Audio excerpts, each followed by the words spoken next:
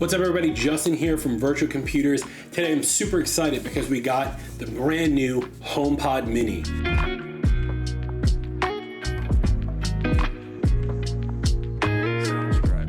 The HomePod Mini is about 3.5 inches tall, has great sound quality, fits like a baseball. I'm so excited. I've been wanting this for a while now, since they announced it back in the beginning of November. Let's plug it in and check it out.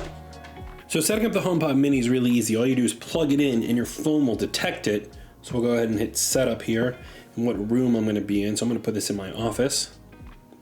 And yeah, let's say recognize my voice. We'll use personal requests because this way the system will know who I am versus someone else in my family. We're gonna go through, I agree to your terms and conditions, and I will transfer all of my settings. Now, this is the coolest part. You're gonna center this frame. Did you hear that? It's using that pulsing to actually detect its own HomeKit setup. Hi, I'm Siri. Welcome to HomePod. You can't tell, but I'm waving. To get my attention, say, "Hey Siri." Let's get started. Say, "Hey Siri, what can you do?" Hey Siri, what can you do? I can do lots of things, like turn on the lights, give you a news update, and tell you about the weather. Now you try. Say, "Hey Siri, play some music." Hey Siri, play some music. Okay, here's a station just for you.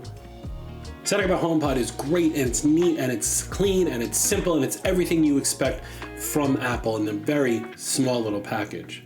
What's really awesome about the HomePod is you can set them up as individual speakers, or if you have two of them, you can set them up as stereo surround sound.